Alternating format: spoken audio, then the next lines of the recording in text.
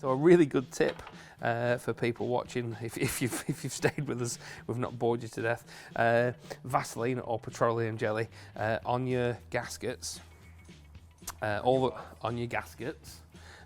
way right round, and then when I fit this new gasket, if there's a problem, I can take this instantly straight back off, and it won't stick to the engine casings, and I can readjust something, and then tighten it all back up again.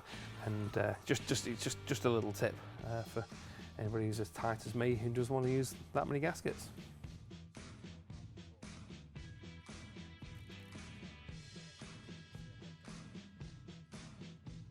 And it also, when you've put your gasket on, you've put your petroleum jelly on there, Vaseline, it also sticks the gasket in place whilst you get your side casing and put it on. Otherwise, it might, if it falls down as you're trying to put it on, and you can't get the holes won't line up.